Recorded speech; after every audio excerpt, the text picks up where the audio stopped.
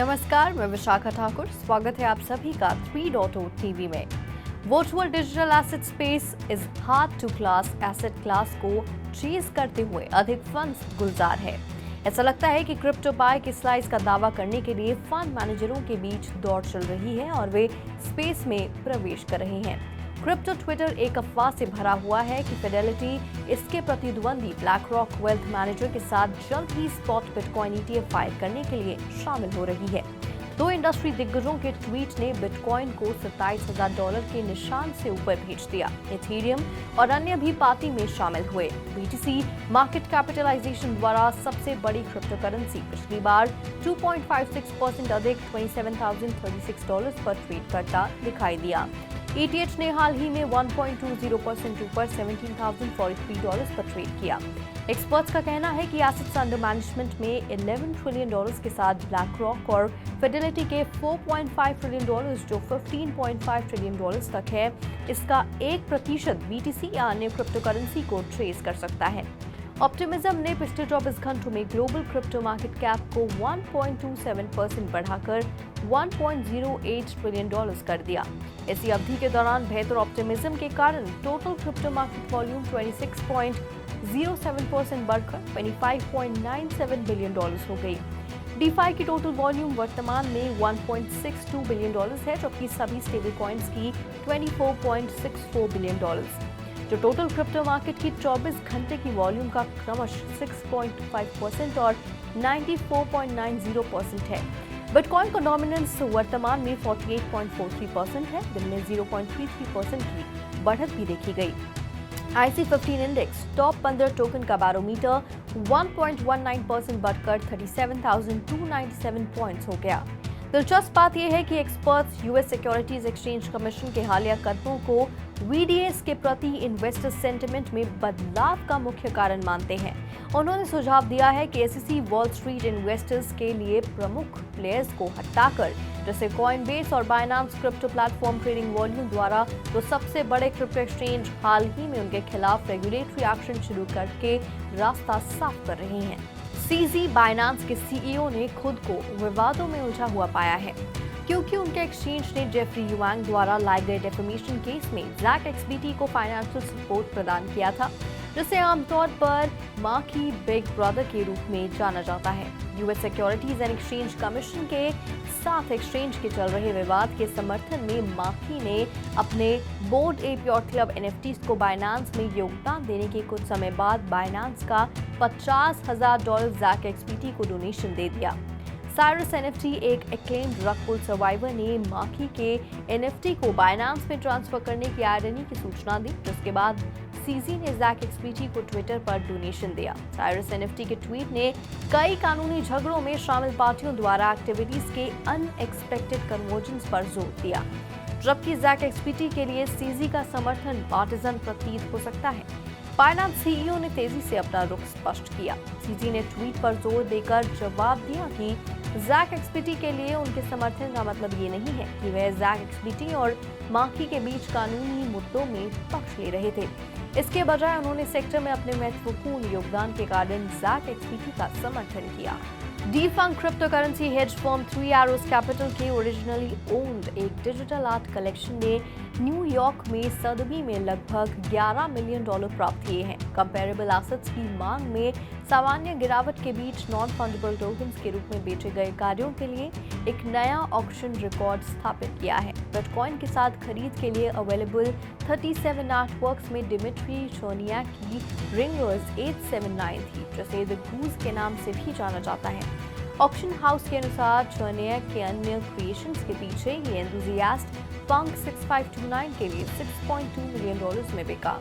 ये अब तक बेची गई जनरेटिव कला का दूसरा सबसे वैल्यूएबल वर्क है। 3 Arrows के स्वामित्व वाले NFT के एक छोटे बैच के लिए सदबीज के $2.5 मिलियन प्राप्त करने के कुछ ही हफ्तों बाद ट्रांजैक्शन हुआ, जिसने क्रिप्टो एक्सचेंज डेरिबिट के क्लेम के बाद जुलाई में यूनाइटेड स्टेट्स में बैंक्रप्सी की घोषणा की। ये दावा किया है कि $80 मिलियन बकाया है। फाइनेंशियल टाइम्स के अनुसार पूर्व में सिंगापुर स्थित इस फंड पर क्रेडिटर्स का $3 बिलियन से अधिक का बकाया है। इथेरियम ने यूजर्स को एक नए प्रोटोकॉल के लॉन्च के साथ ब्लॉकचेन पर नॉन फंजिबल टोकन्स और अन्य डिजिटल एसेट्स बनाने का एक और तरीका दिया है। 17 जून को लॉन्च किया गया प्रोटोकॉल, जिसे इंस्क्रिप्शंस कहा जाता है, बिटकॉइन ऑर्डिनल्स प्रोटोकॉल के लिए एक संकेत है जहां एसेट्स को इंस्क्रिप्शंस के रूप में जाना जाता है। इंस्क्रिप्शंस म्यूजिक वेबसाइट genius.com के को-फाउंडर टॉम लेमन द्वारा विकसित किया गया था, जो ट्विटर पर सुडोनिम मिडलमार्च का उपयोग करते हैं। लेमन ने 17 जून को ट्वीट्स की एक सीरीज में प्रोजेक्ट को ह्यूज सक्सेस घोषित किया और नोट किया कि प्रोटोकॉल के लाइव होने के पहले 18 घंटों के भीतर लगभग 30,000 इंस्क्रिप्शन बनाए गए थे। लेमन के अनुसार conventional smart contract based methods की तुलना में सस्ता और अधिक डिसेंट्रलाइज्ड मिंटिंग प्रोसेस की अनुमति देने के लिए inscription assets Ethereum call data एक स्मार्ट कॉन्ट्रैक्ट के भीतर डेटा का उपयोग करता है। यूजर्स वर्तमान में इमेज ओनली इंस्क्रिप्शंस तक ही सीमित हैं, लेकिन लेमन का कहना है कि प्रोटोकॉल भविष्य में कई फाइल टाइप्स को अपलोड करने की अनुमति देगा। वर्तमान में यूजर्स किसी भी इमेज को एब्सक्राइब करने में सक्षम हैं, जब तक कि ये साइज में 96 किलोबाइट से कम ना हो।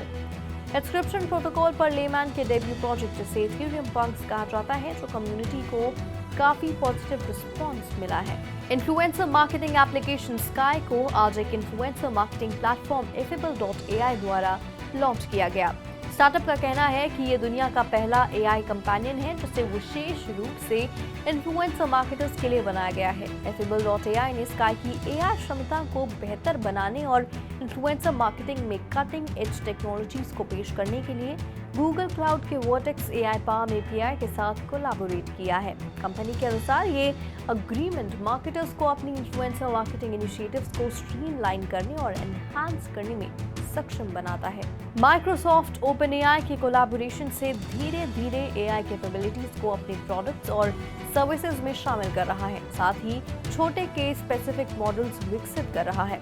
माइक्रोसॉफ्ट रिसर्च ने ऑर्का की घोषणा की है, एक नया AI मॉडल जो ह्यूज लैंग्वेज मॉडल्स का अनुकरण करके सीखता है।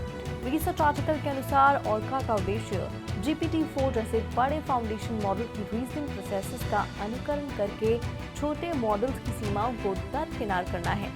ऑर्का जैसे लैंग्वेज मॉडल्स को GPT-4 जैसे बड़े लैंग्वेज मॉडल्स का उपयोग करके सिखाया जा सकता है और विशिष्ट आवश्यकताओं के लिए ऑप्टिमाइज भी किया जा सकता है। ऑर्का अपने छोटे साइज के कारण एग्जीक्यूट और ऑपरेट करने के लिए कम कंप्यूटेशनल रिसोर्सेज का उपयोग करता है। रिसर्चर्स अपने मॉडल्स को उनकी ज़रूरतों के आधार पर ट्यून कर सकते हैं और मैसिव डेटा सेंटर पर भरोसा किए बिना उन्हें व्यक्तिगत रूप से चला सकते हैं। रिसर्च आर्टिकल के अनुसार विकिना पर आधारित 13 billion parameter powered AI model orca GPT-4 जैसे ह्यूज लैंग्वेज मॉडल से कॉपी और सीख सकता है। GPT-4 की मदद से इसके बारे में कहा जाता है कि इसमें 1 ट्रिलियन से अधिक पैरामीटर हैं। ये explanation, step by step thought processes और अन्य कॉम्प्लेक्स इंस्ट्रक्शन सीख सकता है। फायर TV OS का उपयोग करने वाले चुनिंदा Amazon TV को जल्द ही जनरेटिव AI ChatGPT DALL-E और Adobe Firefly की फंडामेंटल टेक्नोलॉजी मिलेगी। Current fire TV power device versions consumers को हैंड्स फ्री एक्सपीरियंस का आनंद लेने की अनुमति देते हैं। हालांकि फंक्शन, स्टेशंस या वॉल्यूम को बदलने, वेदर अपडेट्स की रिक्वेस्ट करने और स्मार्ट होम गैजेट्स को नियंत्रित करने तक सीमित है।